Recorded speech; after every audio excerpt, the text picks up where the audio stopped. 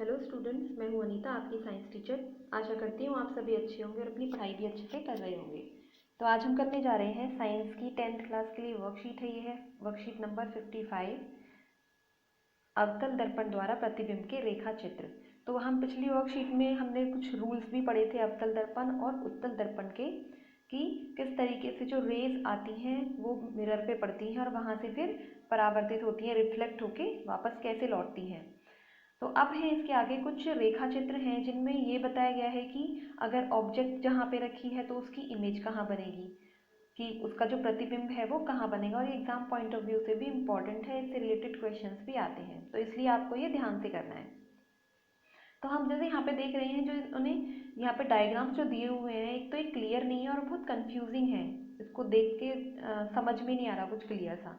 तो हम अपने आप बुक में से भी कर सकते हो, जो स्टडी मटेरियल है वहाँ से भी कर सकते हो, और बाकी अभी हम इसमें देख लेते हैं। पहले हम रिवाइज करेंगे जो हमने रूल किए थे लास्ट वाली क्लास में।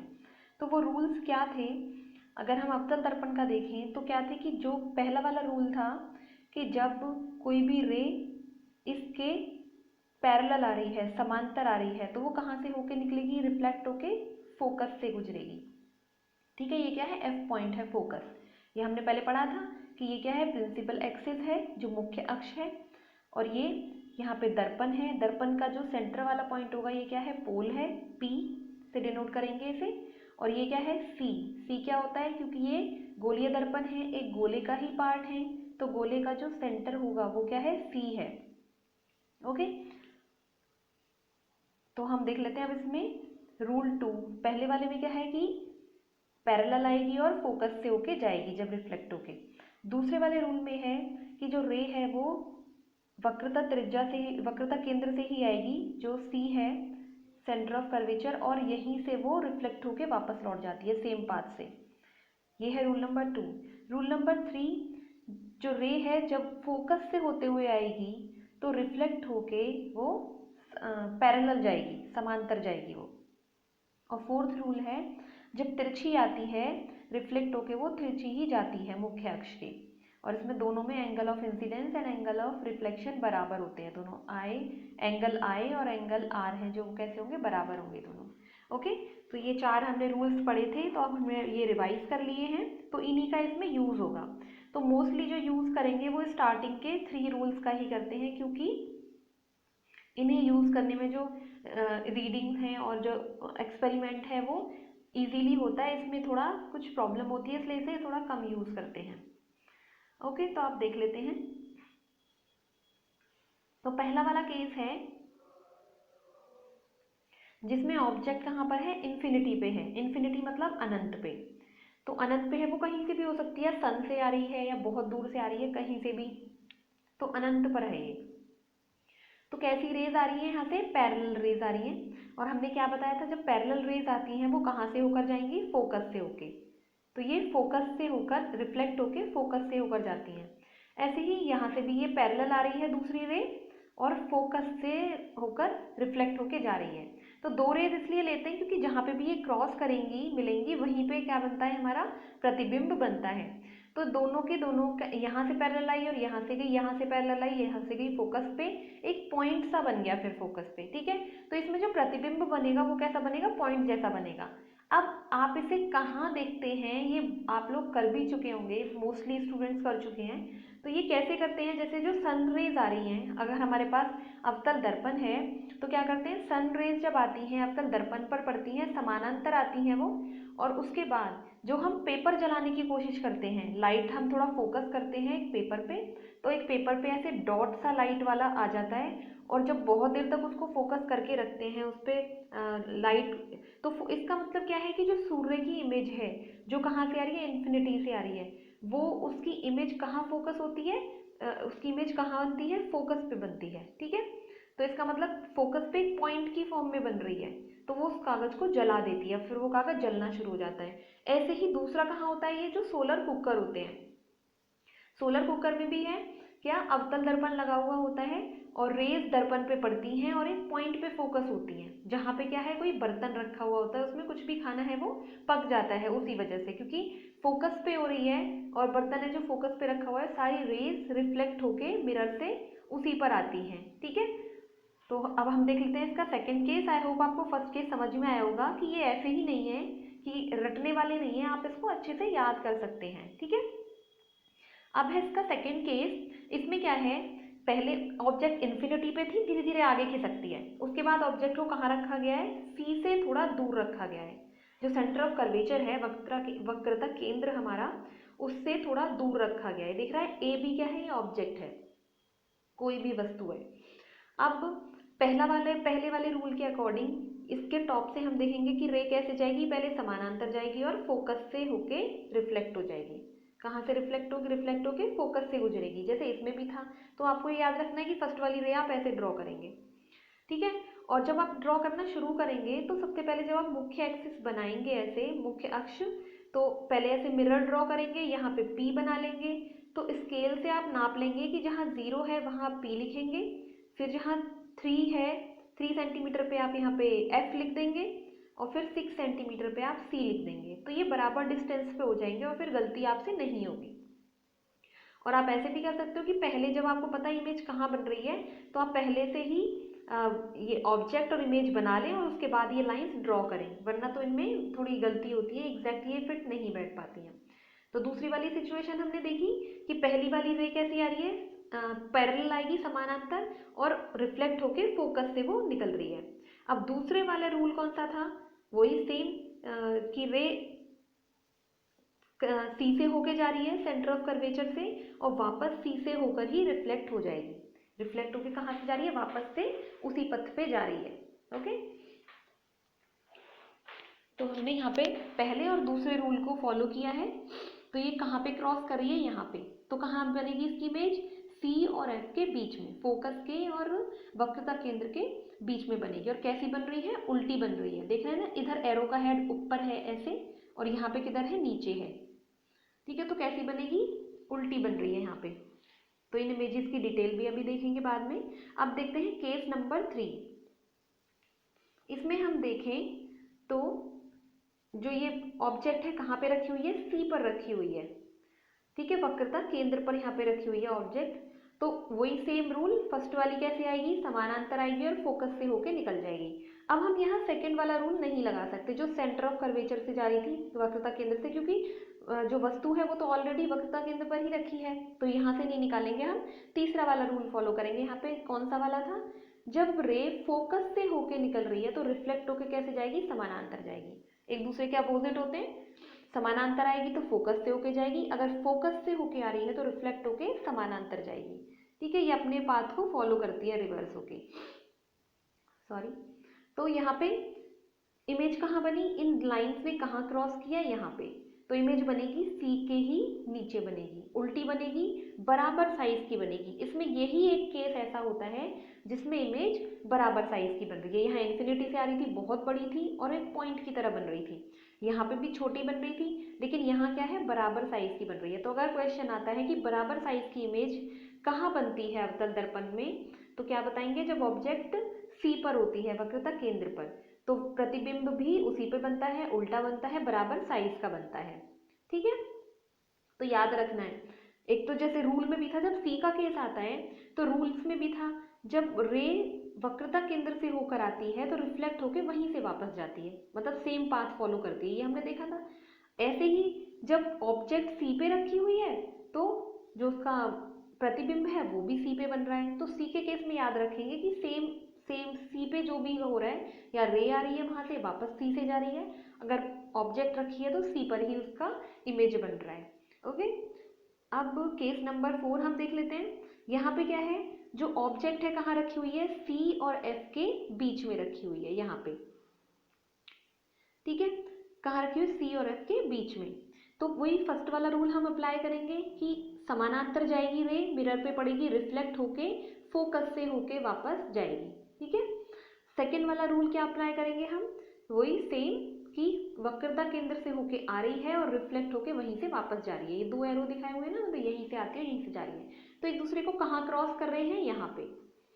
तो यहाँ पे इसकी इमेज बनेगी, कैसी बन रही है, उल्टी बन रही है। ठीक है, मिरर के इधर की साइड जितनी भी इमेज बनेंगी, ये कैसी बनेगी, उल्टी ही बनेगी।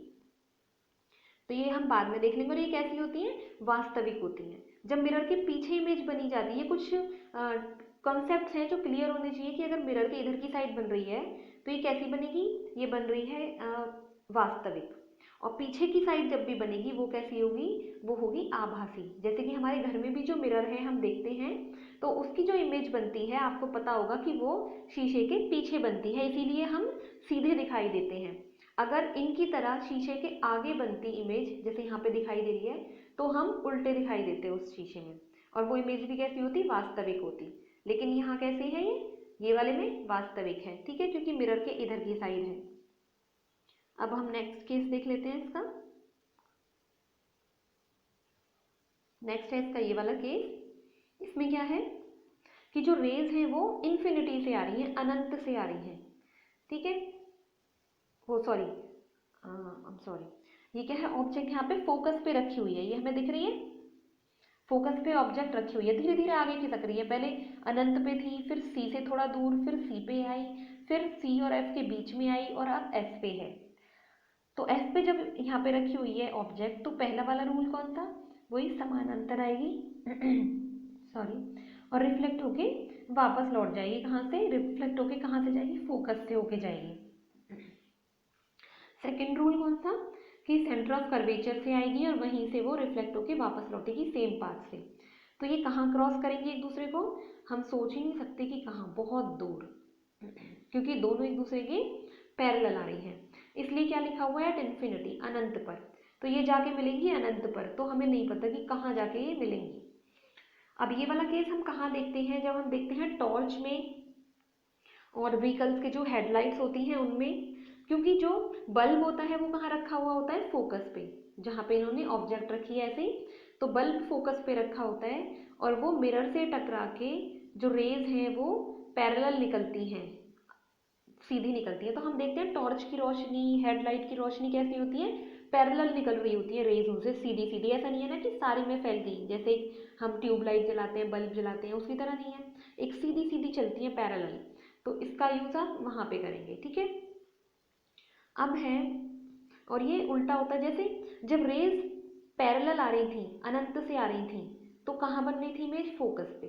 अब ऑब्जेक्ट कहाँ रखी है, फोकस पे है, पहले अनंत पे ऑब्जेक्ट थी तो फोकस पे इमेज थी, अब ऑब्जेक्ट कहाँ रखी है, फोकस पे, तो इमेज कहाँ बन रही है, अनंत पे, ठीक है। तो ये आपको याद रखना है। अब है केस नंबर 6।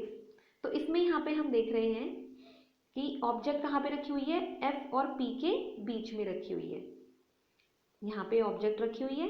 अब यहाँ पे इन्होंने क्या किया है, यहाँ पे इन्होंने फोर्थ वाला रूल ले लिया है इस वाले डायग्राम में।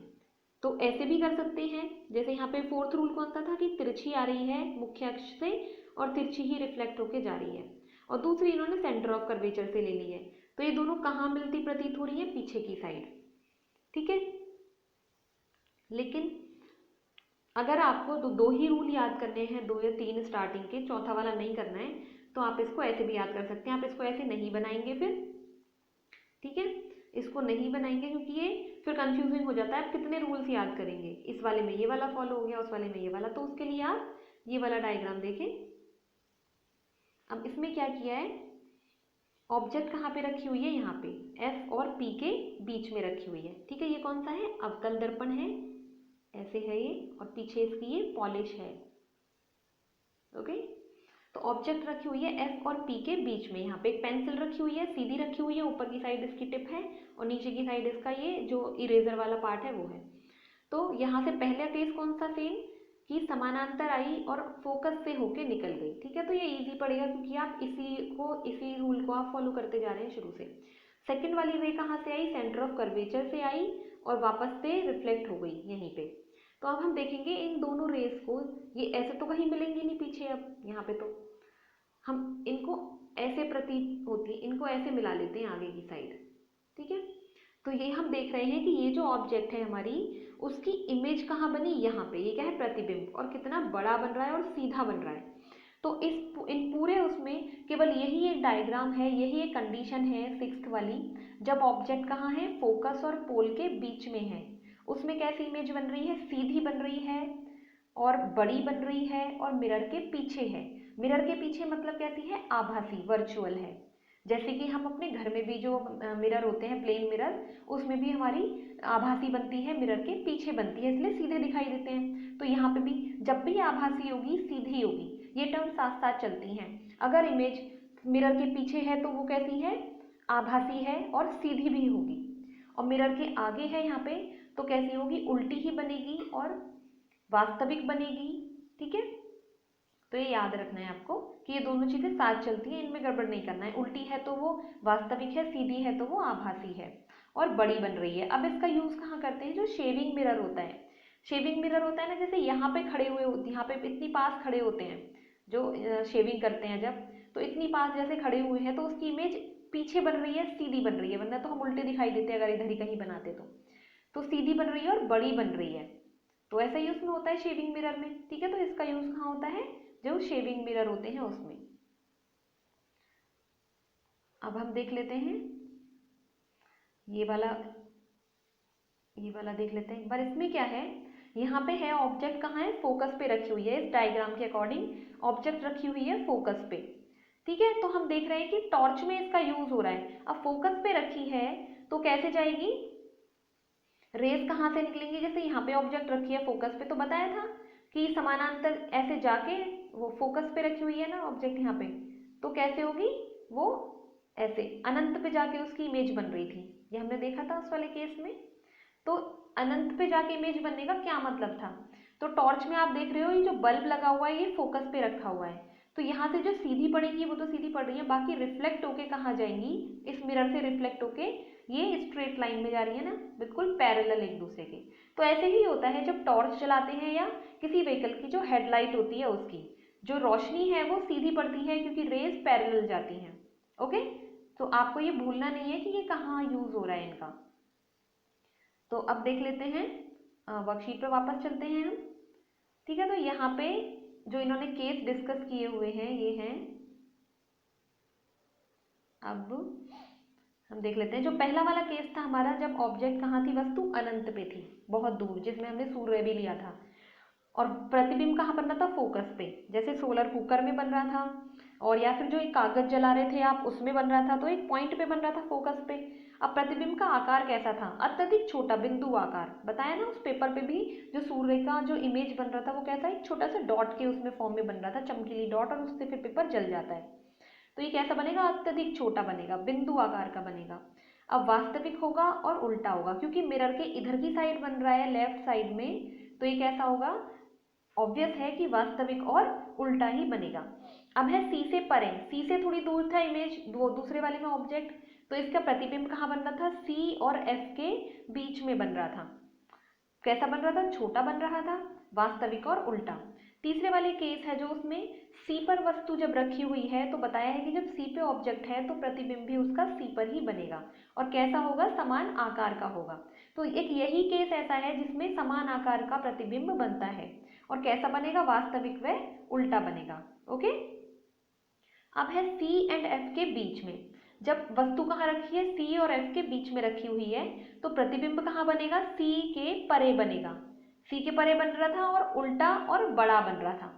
तो हम देख लेते हैं एक बार इसको, सी और एफ के बीच में जब रखी हुई थी ऑब्जेक्ट, यहाँ पे रखी हुई थी, इस वाले केस में, इस वाले केस की बात कर रहे हैं ये यहाँ पे, तो ऑब्जेक्ट कहाँ रखी हुई है, यहाँ पे सी और एफ के बीच में, तो उसकी इमेज कहाँ बन रही है, इधर सी के परे बन रही है और बड़ी बन रही है। ओके, और नेक्स्ट है इसमें कि ऑब्जेक्ट कहाँ रखी है, फोकस पे, तो बता दिया जब अनंत पे ऑब्जेक्ट है तो फोकस पे प्रतिबिंब बनता है, जब फोकस पे ऑब्जेक्ट रखी है तो अनंत पे प्रतिबिंब बनेगा, और कैसा बन रहा है, अत्यधिक बड़ा बन रहा है। ओके, अत्यधिक बड़ा बन रहा है और वास्तविक व उल्टा, क्योंकि इधर की साइड ही बन रहा है तो अभी भी क्या है, वास्तविक व उल्टा। जहाँ पे कौन कौन सा यूज होता है, जो हेडलाइट में और टॉर्च में यूज हो रहा था, वहां पे जो ऑब्जेक्ट है वो कहाँ रखी हुई है, वस्तु फोकस पे, मतलब बल्ब कहाँ रखा है, फोकस पे, और फिर उसकी लाइट अनंत तक जाती है बिल्कुल सीधी। अब है जब ऑब्जेक्ट रखी है पी और एफ के बीच में, पी और एफ के बीच में जो ऑब्जेक्ट रखी हुई है, जब ये वाला केस है जो हमारा, सॉरी, जो ये वाला केस है, इसमें हम देख रहे हैं कि ऑब्जेक्ट कहाँ रखी है, पी और एफ के बीच में, तो दर्पण के पीछे इमेज बन रही है, इमेज कहाँ बन रही है इसकी, दर्पण के पीछे। ठीक है। और कैसी है, बड़ी है। आभासी व सीधी, यहाँ चेंज हुआ है आभासी व सीधी, क्यों? क्योंकि दर्पण के पीछे बन रही है। जैसे हमारे प्लेन मिरर में होती है, घर वाले मिरर जो होते हैं, तो ऐसे ही शेविंग मिरर भी होते हैं, उसमें सीधा दिखाई देता है। तो इमेज कैसी है, सीधी है, हम सीधे ही दिखाई देते हैं जो अपना फेस देखेंगे उसमें। और आभासी है। आभासी क्यों होती है? क्योंकि पिछली क्लास में पढ़ चुकी हो कि उनको किसी स्क्रीन पे नहीं रिकॉर्ड किया जा सकता, ठीक है, इसलिए क्या है, वो आभासी है। और वास्तविक को स्क्रीन पे लिया जा सकता है। तो अभी हम बताएंगे कि स्क्रीन पे लेने का क्या मतलब है, वो भी अभी समझाएंगे आगे। अब है उत्तल दर्पण द्वारा प्रतिबिंब के रेखा चित्र। तो अवतल दर्पण हम कर चुके हैं, अब हम चलते हैं उत्तल दर्पण पे। ठीक है, तो उत्तल दर्पण हमें पता है कैसा है, पॉलिश किधर की, ये बाहर की तरफ ऐसे निकला हुआ है और पॉलिश अंदर की साइड है इसकी। ठीक है, तो अब कुछ स्टूडेंट सोच रहे होंगे कि फोकस यहाँ क्यों है, इधर की साइड क्यों नहीं है इसमें। तो बेटा ये इसलिए है क्योंकि ये एक गोलीय दर्पण है, गोले का पार्ट है ऐसे, तो सेंटर इसका यहाँ होगा, इधर की साइड नहीं होगा। सेंटर यहाँ है तो उसी की पोल और सेंटर के जो बीच की है वो ही फोकस बनेगा, तो इसके सारे पॉइंट्स इधर होते हैं। ओके, क्योंकि इधर की साइड नहीं होंगे, गोले के अंदर वाले पार्ट होते हैं ये सारे। आई थिंक आपको क्लियर हो गया होगा। तो अब हम देख लेते हैं इसके कौन कौन से, इनकी दो कंडीशन है। जब ऑब्जेक्ट कहाँ रखी हुई है, वस्तु अनंत पर रखी हुई है, तो अनंत से कैसी आ रही है, पैरेलल रेज आ रही हैं। ओके, और वो रिफ्लेक्ट होके मिरर से ऐसे जा रही है, और ऐसी आभा ऐसा लगता है कि जैसे वो फिर कहाँ से मिल रही है, फोकस पे उनको कहीं पे मिलाते हैं, तो ऐसी लगती है जैसे ये फोकस से निकल रही हैं। जैसे हम देख रहे हैं यहाँ से डॉट डॉट इसलिए दिखाया हुआ है क्योंकि ये मिरर के पीछे हैं, इसलिए डॉट से इनको दिखाया गया है। तो इस वाले में कहाँ पे बन रहा है ये, अनंत पे यहाँ पे वस्तु रखी हुई है, मतलब इन्फिनिटी पे है। और प्रतिबिंब की स्थिति क्या है, दर्पण के पीछे है। तो प्रतिबिंब का आकार कैसा बनेगा, अत्यधिक छोटा, बिंदु के जैसा बन रहा है, फोकस पे बन रहा है, जैसे उसमें भी बन रहा था ऐसे ही फोकस पे बन रहा है, बिंदु के जैसे आकार का है।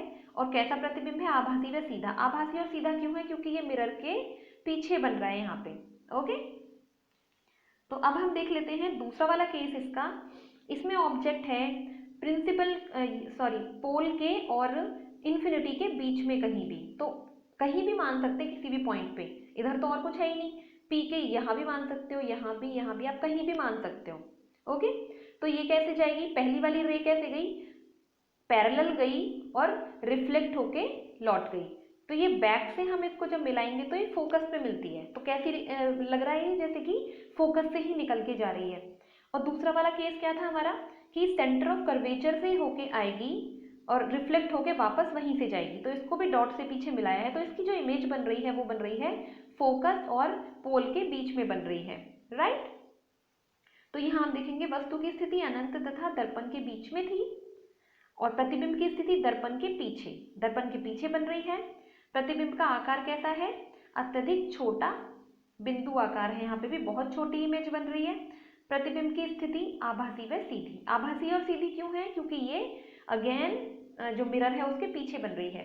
अब आप सोच, अब इसका जो यूज है, सेकंड वाला है जो, इसका यूज कहाँ पे करते हैं, जो रियर व्यू मिरर होते हैं गाड़ी में, जो पीछे देखने के लिए होते हैं, ड्राइवर जिससे कि पीछे की साइड का व्यू देख सके, तो ये यूज वहाँ होता है। या फिर सिक्योरिटी के बिहाफ पे लगाते हैं, जो घर में सीसीटीवी लगता है या कहीं शॉपिंग मॉल में, दुकानों में, जहाँ पे भी लगते हैं सीसीटीवी, तो उसमें क्या होता है कि छोटा सा मिरर लगा हुआ है, छोटा सा ऐसे कैमरा लगा हुआ है, उसमें मिरर है, और पूरी जो शॉप है उसका व्यू उस छोटे से कैमरे में आ जाता है, छोटा बन के। तो इमेज यहाँ देख रहे हैं बहुत छोटी बन रही है, और सीधी बन रही है, और आभासी मतलब मिरर के पीछे बन रही है। तो हम देखते हैं कि उनमें सब इंसान सीधे दिखाई देते हैं, ऐसा नहीं है कि जो रियर व्यू मिरर है, जो ड्राइवर अपनी गाड़ी में देख रहा है साइड में, उसमें सारे सीधे ही दिखाई देते हैं। अगर उल्टे दिखाई देंगे तो वो कंफ्यूज हो जाएगा। तो इसलिए कहते हैं उसे पूरी पीछे का रोड का व्यू दिखता है, जितने भी व्हीकल्स हैं वो सब अच्छे से दिखते हैं। और कैसे दिखते हैं, सीधे दिखते हैं, बस उनका साइज कैसा होता है, छोटा हो जाता है। ठीक है, तो इसका कहाँ पे एप्लीकेशन होती है, सेकेंड वाले की, जो रियर व्यू मिरर होता है, पीछे वाला जो देखने का होता है, और जो सिक्योरिटी पैनल से हम लगाते हैं शॉपिंग मॉल्स में, घरों में जो कैमरे लगते हैं सीसीटीवी, वहां पे होता है। तो अब हम इसके क्वेश्चन आंसर देख लेते हैं। फर्स्ट क्वेश्चन है इसका, वाहनों में उत्तल दर्पण का प्रयोग क्यों किया जाता है। तो हमें पता, अभी हमने डिस्कस किया कि व्हीकल्स में जो रियर व्यू मिरर होता है, जिसमें पीछे का दृश्य देखा जाता है, तो उसमें उत्तल दर्पण का प्रयोग क्यों होता है। तो आप इसके आंसर में लिख सकते हैं, आप इसके आंसर में ये लिख सकते हैं यहाँ पे, ठीक है, स्क्रीनशॉट ले लीजिए इसका। उत्तल दर्पणों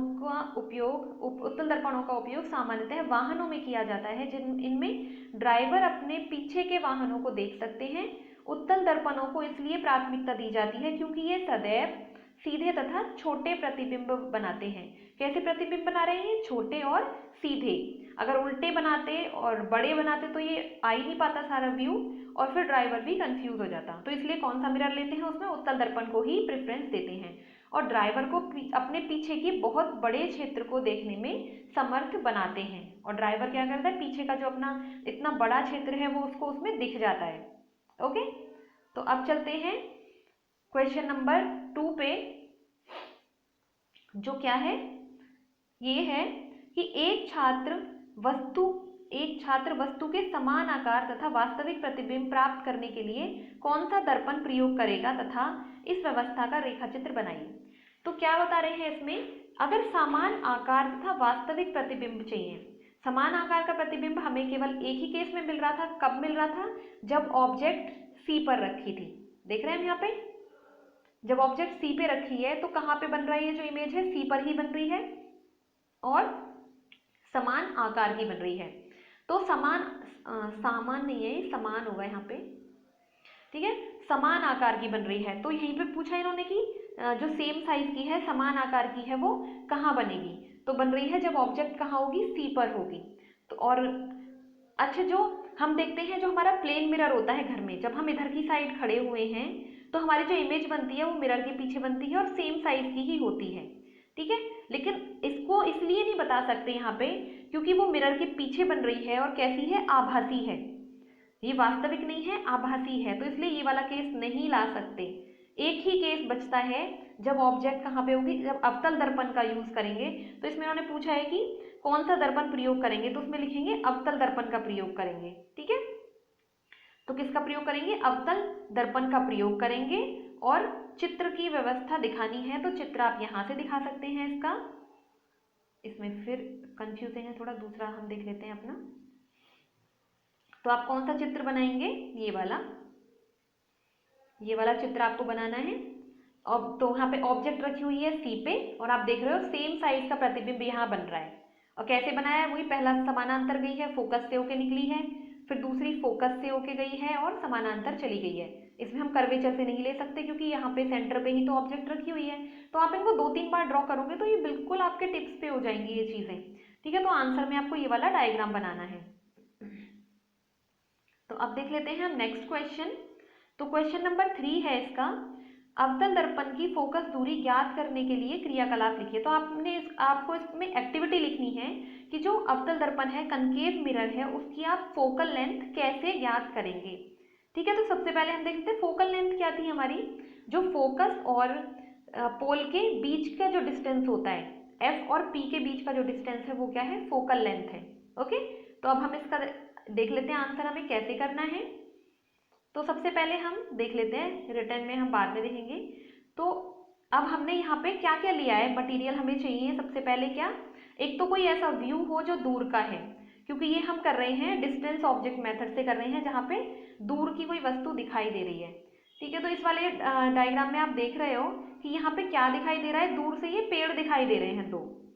तो यहाँ पे ये स्टैंड है, वाइट स्क्रीन है जिसपे कि अब यहाँ पे हम देखेंगे, जैसे हम बात करते हैं हमेशा शुरू से करते आ रहे हैं कि जो वास्तविक प्रतिबिंब है वो उसको हम स्क्रीन पे ले सकते हैं, आभासी को स्क्रीन पे नहीं ले सकते हैं। तो वो क्यों बोलते हैं? तो वो इसलिए ले सकते हैं, अब देखेंगे कि हमने यहाँ स्क्रीन का यूज किया है तो क्योंकि ये प्रतिबिंब यहाँ कैसे बन रहे हैं? वास्तविक बन रहे हैं और वो स्क्रीन पर लिए जाते हैं। और जो आभासी बनते हैं मिरर के पीछे, उसको हम स्क्रीन पर ऐसे नहीं ले सकते।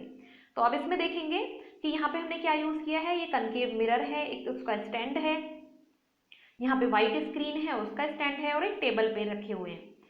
तो इनको बाद में स्केल से इनकी दूरी देख लेंगे जब वो यहाँ पे इमेज अच्छे से बनेगी। तो इस वाले में देख रहे हैं आप कि यहाँ पे बस आपको दिखाया हुआ है कि स्क्रीन है और ये मिरर है और वहाँ पे ऑब्जेक्ट है। अब नेक्स्ट वाले डायग्राम में देख लेते हैं।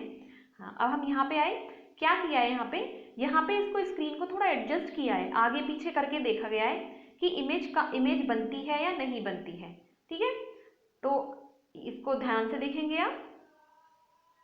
तो यहाँ पे क्या किया है इन्होंने, स्क्रीन को पहले यहाँ थी थोड़ा सा आगे खिसकाया है, तो आप देख रहे हैं कि यहाँ पे इसका जो फोटो है वो बन रही है, इसकी इमेज यहाँ पे बन रही है धीरे धीरे, जो ट्रीज हैं दो, लेकिन ब्लर है अभी, ये क्लियर नहीं है, राइट। तो इसको अभी हम और एडजस्ट करेंगे। तो फिर नेक्स्ट वाली हम देखते हैं इमेज। अब यहाँ देख रहे हो कि ये बिल्कुल क्लियर है, अब यहाँ पे क्या है, ये बिल्कुल क्लियर है, तो इसकी इमेज कहाँ बन गई है, इस वाली स्क्रीन पे। तो इसी को क्या बोल रहे हैं, वास्तविक है, ये रियल इमेज है, क्योंकि ये किस पे बन रही है, स्क्रीन पे बन रही है। तो यहाँ पे देख रहे हैं कि ये बड़ा है, छोटी बन रही है, यहाँ पे सेम साइज की नहीं है और उल्टी बन रही है। तो ये एडजस्ट किया है थोड़ा, अब यहाँ पे ये बिल्कुल ठीक बन रही है। तो ये कहाँ पे है, इसका मतलब अब ये स्क्रीन रखी हुई है जो ये है फोकस पे। क्यों, क्योंकि ये रेज कहाँ से आ रही हैं, इन्फिनिटी से, अनंत से आ रही है। तो हमें पता है जब अनंत से रेज आती हैं, इन्फिनिटी से आती हैं, तो वो उसका इमेज कहाँ बनता है, फोकस पे। ये हम डिस्कस कर चुके हैं अपने डायग्राम्स में। तो फोकस पे बनती है, तो इमेज यहाँ बिल्कुल क्लियर बनी है, तो इसका मतलब ये क्या है, इसका फोकस है। तो ये एफ पॉइंट है, और ये बीच में जो इसका सेंटर है ये क्या है, पी पॉइंट है। तो पी और एफ की डिस्टेंस हम निकाल लेंगे, तो वो क्या निकलेगी, फोकल लेंथ, फोकल लंबाई निकलेगी उसकी। ओके, तो अब हम इसको रिटन में देख लेते हैं कि आपको ये लिखना कैसे है। तो आपको ये ऐसे लिखना है, सबसे पहले लिखेंगे यहाँ पे कि उद्देश्य क्या है। उद्देश्य है अवतल दर्पण की फोकल लंबाई दूर रखी वस्तु द्वारा ज्ञात करना। ठीक है, 1 मिनट। फोकल लंबाई ज्ञात करना किससे, दूर रखी ऑब्जेक्ट से। अब है आवश्यक सामग्री। आवश्यक सामग्री क्या है, यहाँ पे एक अवतल दर्पण लिया है और सफेद स्क्रीन ली है। अब प्रक्रिया कैसे, ये प्रोसीजर क्या है इसका। पहला पॉइंट है, एक दूर का दृश्य देखें, जैसे पेड़ या कोई इमारत जो आंखों से दिखाई दे रही हो। कोई भी दूर की एक ऑब्जेक्ट ले लेंगे, जैसे हमने यहाँ पे पेड़ लिए थे। सेकंड है, फिर स्क्रीन और दर्पण को इस प्रकार व्यवस्थित करें कि दृश्य साफ साफ उस स्क्रीन पर दिखाई दे। हाँ, हमने एडजस्ट भी किया था स्क्रीन को और जो दर्पण है उसको, कि ऑब्जेक्ट बिल्कुल क्लियरली दिखाई दे। तीसरा वाला पॉइंट है ऐसे ही, फिर स्क्रीन और दर्पण की दूरी को माप लें, वही क्या होगी, फोकल लंबाई होगी। तो हमने किया था कि जो स्क्रीन थी उसकी और दर्पण की लंबाई माप ली। तो किसकी लंबाई माप रहे हैं, जो स्क्रीन है वो फोकस पे है, मतलब एफ है, और जो दर्पण है उसका सेंटर क्या है, पी है। तो हमने पी और एफ की लंबाई माप ली, तो वो क्या निकली, फोकल लेंथ निकली उसकी। अब है इसकी ऑब्जर्वेशन, कि आपने क्या ऑब्जर्व किया इसमें है प्रतिबिंब दर्पण के फोकस पे बनता है, अतः जैसा देख सकते हैं वह यह वास्तविक है, छोटा और उल्टा है। ओके, वास्तविक क्यों है, क्योंकि वो किसी स्क्रीन पर आ रहा है, हम ले रहे हैं उसको स्क्रीन पर। अगर वो वास्तविक नहीं होता तो वो स्क्रीन पर नहीं आता। और छोटा है, और कैसा है, उल्टा है। तो जो हमारे घर में मिरर होते हैं, प्लेन मिरर होते हैं, वो कैसे होते हैं, आभासी होते हैं, और हम पिछली क्लासेस में ही पढ़ चुके हैं कि उनको हम स्क्रीन पे नहीं ले सकते हैं। तो उसका मतलब यही है। ठीक है, अब आई थिंक आपको क्लियर हो गया होगा। तो एक बार और इसको देख लेते हैं कि यहाँ पे ये दूर की कोई ऑब्जेक्ट ली थी, इसकी जगह आप वो भी कर सकते हो, जैसे सन की रेज आती हैं, तो दूर हमें दिख रही है, यहाँ पे सन है, उसकी रेज यहाँ पे पड़ रही है, अनंत से आ रही है, वो इन्फिनिटी से आ रही है, और इस पे एक लाइट का जो ऐसे बिंदु फोकस हो जाएगा, फिर लाइट वाला बिल्कुल जो सन है उसकी इमेज इस पे बनेगी छोटी सी। जब ये पास आ जाएगा तब सेम वही कंडीशन, फोकस पे आएगा तभी होगी। इसको एडजस्ट करते हैं आगे पीछे, तो कब बनेगी वो, जब एग्जैक्टली कहाँ होगा, फोकस पे होगा। ओके, तो आई होप आपको अब ये समझ में आ गया होगा। तो हम चलते हैं अपनी वर्कशीट पे वापस। तो इसके सारे क्वेश्चन आंसर्स कवर हो चुके हैं, आपको इनकी बार बार प्रैक्टिस करनी है, क्योंकि ये इतना इजीली समझ में नहीं आएंगे। ओके स्टूडेंट्स, और एग्जाम पॉइंट ऑफ व्यू से भी इम्पॉर्टेंट हैं, तो इसकी बार बार प्रैक्टिस कीजिए। आई होप आपको ये समझ में आया है। Okay, thank you students.